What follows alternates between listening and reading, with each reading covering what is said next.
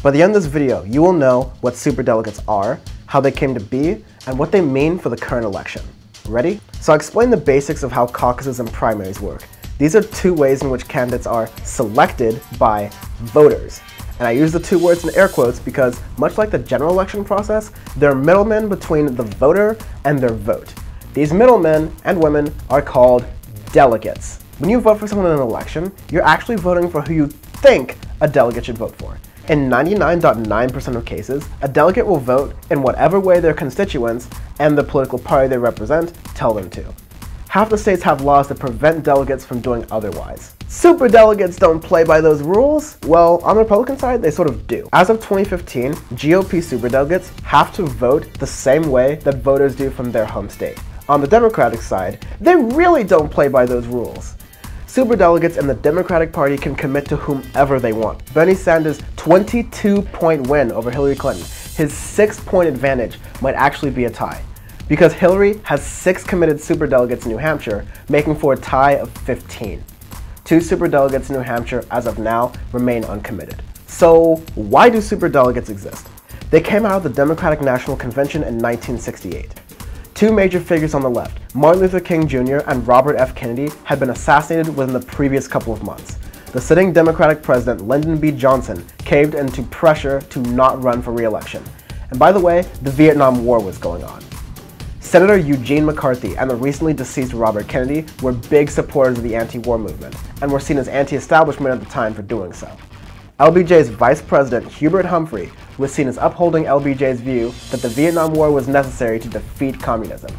Anti-establishment versus status quo. Hubert Humphrey hadn't run in a single Democratic primary. 80% of the primary votes went to either Kennedy or McCarthy, the anti-war candidates.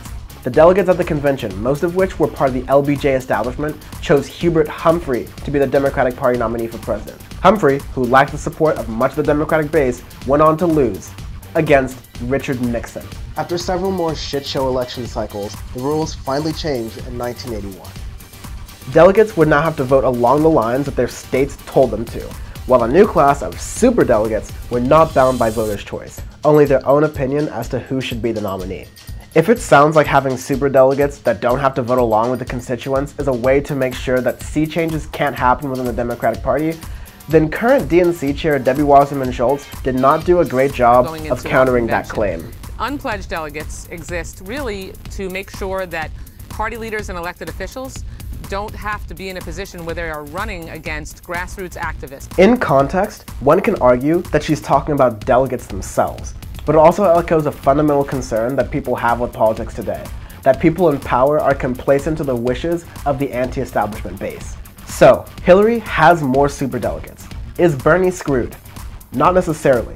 On the Democratic side, superdelegates make up about 15% of the total available delegates compared to the GOP's 7%. That 15% could definitely tip the scales in the favor of Hillary, but superdelegates aren't foolproof either.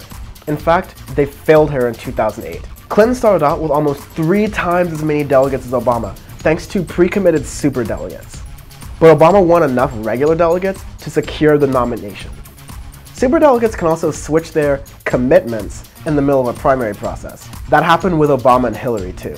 So if Bernie can win more primaries and caucuses, and maybe win over some of Hillary's superdelegates, it'll be an uphill battle, but there's still a chance for Bernie Sanders. Still, Hillary can afford to win 47.5% of the regular delegates, keep at least 64% of the superdelegates, and win nomination. In a system where less than 50% of the vote in a 2-person race means you can win, is definitely worth scrutiny. Damn, Daniel.